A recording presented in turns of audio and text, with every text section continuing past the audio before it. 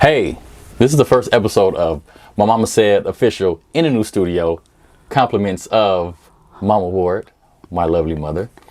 Today we're going to talk about a message that God put on my mother's heart. It's called What Happened to the Village. What Happened to the Village. So we're just going to talk about some points and have a discussion about that. And she's going to explain what that is. So, Mama, Mrs. Ward, the floor is yours. Well, this is, first of all, good afternoon.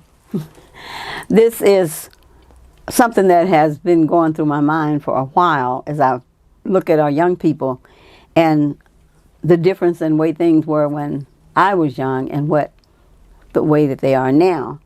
As far as young people being tutored and mentored by older people, it doesn't seem to be happening too much anymore. And I think of the saying that I used to hear when I was young and even now, that it takes a village to raise a child. And I'm wondering in my mind what happened to the village. Because in my developing years, I believe that I grew up in what we would call today a village, a small community, a rural community, where everybody knew everybody and everybody was concerned about each other and concerned about the children. It doesn't seem to be that way today. Everybody seems to be in their own corner, dealing with their own children in their own way, rather than being able to be together as a collaborative group, being able to help each other with the children and to guide them in the right direction. And I'm glad you said that because, like, these days, people don't really know who their neighbor is. So part of the village is knowing who your neighbor is and having your kids and family and being around each other. So you have a neighborhood full of people. If everybody knows one another, they know where your kid is, who your kid is. If they see your kid doing something they were not supposed to be doing, they correct them or they tell the parent. These days, you don't know who no one is in your neighborhood. So no one knows anything. So it's hard to be raised by a village if there's no village. This is true. It's the same thing I feel about the church. The church, the leader is the shepherd. And how can he lead you and guide you and teach you if he don't even know who the sheep are? And that's the way it is with the kids. If the neighborhood does not know who this child is, then they're not more than likely now going to reach out to try to help the child. If they see that child doing something that is not appropriate, they're just going to look at them and say, now that kid know better than that. Yeah. Whereas when we were growing up, your neighbors knew who you were and they knew who your parents were, and you were aware of that fact and tried to act in a way that you wouldn't bring shame and disgrace upon your parents, or you wouldn't bring a good whooping upon yourself by acting out of order. And the family name. That was important too. That was one of the things before we would leave home. Many times that my mama would say, remember who you are and don't bring shame upon the family name. And that was very important then. It doesn't seem to be so important now because the kids are disconnected. A lot of the kids are disconnected from the family. And some of them don't even know who their last name is. That's true. So it's just like, because growing up, the Ward name was very important in the city of Fontana because, we played basketball and, all the kids went to A. Miller and the middle schools and stuff and the teachers. And you say, oh, the Ward kids, or you're a Ward. I know your parents. I know your mom. I know your dad. That has really helped, elementary, middle school, high school out here because people know, like, oh, those are the Ward kids. They're all right. Or I know your mom and dad. Yeah, I know your mom and dad. So yeah, I'm gonna help you out because of that. Now, if you guys were out here doing crazy stuff, all the kids were out here doing bad stuff, it would be different. It'd be like, oh, you're a Ward. Mm-hmm. And then that'd be it. It won't be like, oh yeah, I know your mom. Yeah, you can use this or I have a connect here, this and that. And you guys build bridges with that name to this day. So I always took pride in that with people of authority to let to have them see, like, I'm not about to mess my last name up. and put dirt on their name. Yeah, and as you said, it was a time of concern for one another, a time when children were parented by the whole village. Yeah. Everybody could spank you if they felt like you needed to be spanked, or they could discipline you if they felt like you needed to be disciplined, and there wouldn't be anything done about it except they would be thanked by your parents. There wouldn't be, repercussions. Oh, I'm taking you to court and I'm going to sue you because you spanked my child, and so on and so forth. It just wasn't like that. It was a time when everybody was parented by everybody else's parents. And respect was high on the list of teaching. We were taught to respect our elders as if they were our own parents. So you couldn't get around older people and say just any old thing and think you were going to get by with it, because those elderly people would take care of the situation then, and then they would come home to where you lived and let your parents know that they had to discipline you sometime during the day, and then your parents would take over from there. Nowadays, if you talk to a child of a parent and tell them don't do something or something like that, the parent will get mad, because these days, for some reason, parents think children are perfect. They never do any wrong. They're angels. And it's just like, no, your kid is wrong. So you need to have your kid take accountability, and you need to be a parent and punish your kid and discipline your kid however you do it. And that's getting the society so soft and overly sensitive about stuff. And when around my friends' kids, if they're doing something wrong, I'm gonna say, hey, don't do that. I don't care what what the parents think.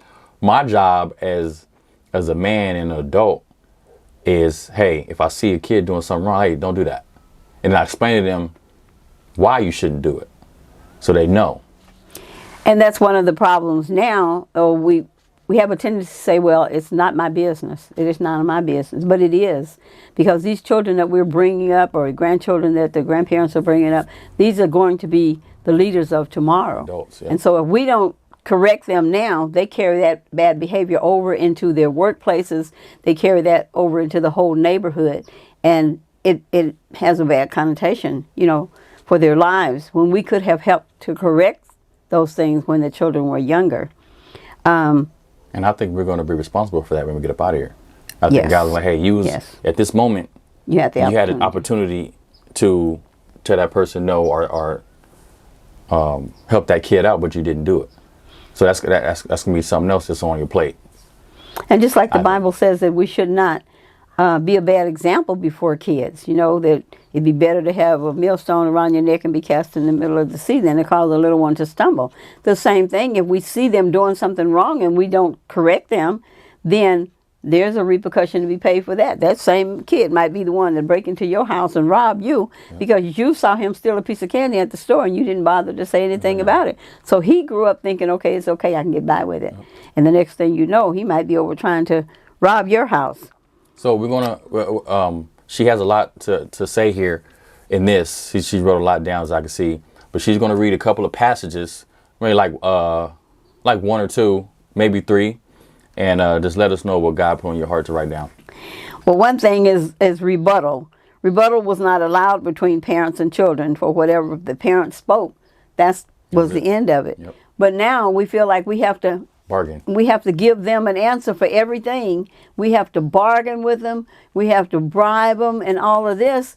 When we grew up, if your parents said no, if you said, can I go down, my grandmother lived right down the road from us, can I go to Mama's house? And they said, no, you're not going down there yet, maybe later on. We didn't say, whoa, please let me go. Oh, I need to go. And then bust up and start crying and then get on your parent nerve. And they say, okay, just go ahead on and go. Well, my parents didn't play that, and neither did any of the other parents. If they told you no, the answer was no. So there's no reason to try to, reason through it and everything.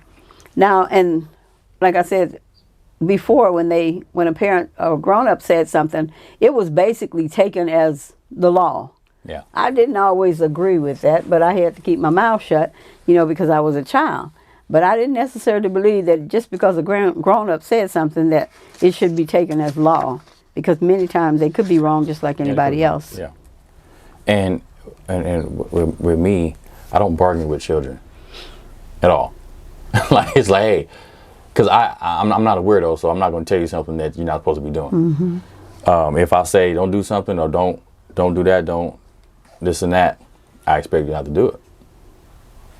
And like around my niece and nephews, I don't have kids, but my niece and nephews, I got like 4 rules, and one of them is, respect people. On the highest thing on the list, because when you learn to respect yourself, you learn to respect others, you learn to respect the property of others. You are learning how to live in this world in harmony. Society. Because if you go to your job and somebody left their purse sitting on the table, and you didn't learn respect for other people's property at home, then you feel like you have a right to go through that person's purse or take that person's purse or their ring or their watch or whatever. And you're going to go through some things in life because of that. So when the parents taught you respect for others, respect for other people's things, they were teaching you how to live and get along with people in this life. Yeah, and when your parents are telling the kids something to help them, it's not being controlling. It's teaching them, like you said, because one day that child is going to be an adult, and then teach them to be a good person, to be a good citizen in society. And then if you let your kid do whatever they want to do, then they're going to be an adult that feels like they can do whatever they want to do. And there's more repercussions as an adult than a child. So that's why you teach them as a child. So when they grow up, they already know, they have a foundation of what to do, what not to do. So after that, that's all up to the adult and accountability. So let's do it. Let's do another passage. Well, I just put respect meant showing kindness to those around us as well as leaving things alone which did not belong to us. And this helps to curb the appetite for covetousness and also for thievery. If it ain't yours, don't touch it. Right. And you don't need everything that you see somebody else with, to the point where you're going to wait till they put it down and then you're going to take it. Also, lying was something that was dealt with severely when I was growing up because they wanted you to grow up being honest. And so my parents didn't put up with lies. They, my mother could look at you and tell if you were lying. Yeah. She would look at you and tell if you were lying. And stealing and things of that sort. My mom always said, if you steal a penny, you'll steal a dime. So in other words, you steal a quarter. Yeah. You steal a quarter, you steal a dollar. A little bit, it will eventually turn into you stealing a lot. And greater things. Wait a minute. And she said, if you steal from your mama, you'll steal from anybody. Because if you have so much disrespect for your mother that you'll take her things, you're not going to respect somebody else's things. Yeah. So we heard that a lot. She reiterated over and over and over, you don't take people's things, you don't put your hands on stuff, you go in the store, you don't have any money to buy anything, basically you don't need to be in the store, but you don't go in there, window shop. You don't go in there putting your hands on stuff that don't belong to you. No, it's best to just stay away from that. And I'm glad y'all instilled that in me, because I don't take people's stuff because of that, because I know the repercussions of it. Yes. In a situation a long time ago, about I told you a long time ago, there was money put on the table where I was at, 5,000, 10,000, whatever. Never touched it, ever. Like, for what? It's not mine. And then I'm sure if I did touch it, they would know. And that'll make me look bad. Mm-hmm. It'll make the name, War family look bad. And it'll make my reputation look bad. So it's all a domino effect. Yes. So just don't touch it if it's not yours. Like, I hear stories that people steal people's food at work. Why would you steal somebody's food at work? We're all here. We're all making money. It can't be that bad if you can't afford $1 to go get a sandwich or something. And if you're really not hungry, just ask. Hey, I'm really hungry. Can I have some of your food? Yeah. But people go in there and take your food and put it back like it was never touched. Like, huh? Who does that? But and then come to find out, if you know who that is, then it's not gonna be, oh, that's Jim. It's gonna be, oh, that's the dude that stole my stuff. Yes. So you built yourself a reputation. Yeah. Stealing Steve. And another thing, when we were growing up, is girls were taught to respect themselves, therefore encouraging others to show respect for them. My mother always said that nobody will respect you any higher than what you carry yourself. And so if you carried yourself in a low way, then that's the way the people are going to look at you, especially men folk. We cannot show parts of our bodies which were to be private by posing in short dresses, low-neck blouses, tight-skin clothing, revealing body parts which were to be privately kept to yourself. And then to think that if some male would say anything to you or make an advancement towards you, which I'm not making an excuse for men folk because they know better also, but if they make those advances toward you, look at yourself and see if maybe you may have been a part of that, that you may have caused a problem there. The Bible says if a man looks at a woman to lust after her, he's already committed adultery with her in his heart. But then women carry themselves in a way many times that they put out, the breasts is hanging out, you know, the bellies are hanging out, the butt is hanging out, and men are affected by sight.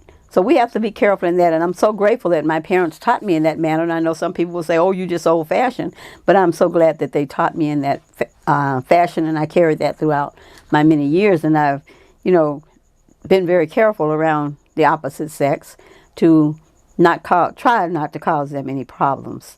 So God is good in giving me the parents that did that. But along the way, as I look at all these things that I see happening with our children, especially our women folk, I feel so bad sometimes that whatever happened to womanhood? Where is our modesty? Where do we draw the line as far as our dress is concerned? You see the women walking with the dresses that the leg is all out in the front, and some of these women have husbands, you know, and that's not respectful to your husband. It's not respectful to your father, not respectful to your brothers. So we need to learn as they taught us to. The village taught us to carry yourself in a wise way. The village taught us to be respectful in our speech. And yet now, our young people use profanity as though it is a new God-given gift, that they just go say anything come out of their mouth, and don't care who is listening, who is affected by it. They say it loud too. And makes you wonder what happened to the village.